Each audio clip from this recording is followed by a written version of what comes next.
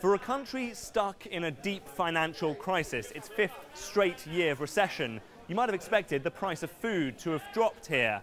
After all, unemployment is at record highs, taxes have been hiked and salaries slashed. But here in Greece, the cost of staple goods hasn't fallen. In fact, food is one of the most expensive in Europe. Figures show that dairy products are the highest in the EU. These local markets have long been the lifeblood of the Greek kitchen, but even here they stretch the wallet. A kilo of apples, pears and bananas together cost almost €6, over $7, and many are now struggling to afford them. Everyone has to make a budget to afford food these days and find other ways to find food cheaper, in a cheaper price.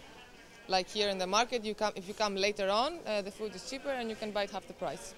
Those at the bottom end of the scale can't even afford to shop here any longer, more and more depending on food handouts from charities or free supermarkets. Others are returning to their villages to survive on what they grow.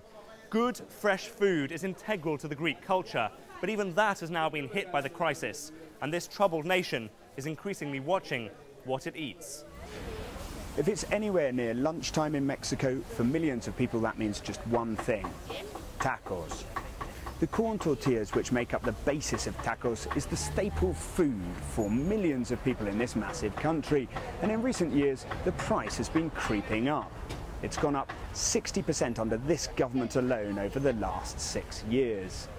The Mexican government has had to start importing the corn needed to make tortillas, and that's come at a cost of somewhere between $1.5 to $3 billion a year to the Mexican state.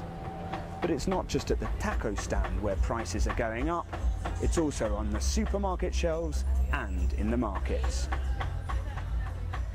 Meat and dairy have gone up by over a third in the past 6 years, and the price of the basic food basket has risen by over 50%. That's all having a major knock-on effect for poor Mexican families who previously relied on decent foodstuffs like avocados, tomatoes and eggs, are finding that price fluctuations in those food items are pushing them towards junk food. Mexico is now the second fattest nation on earth, and 3 out of every 10 Mexicans are obese.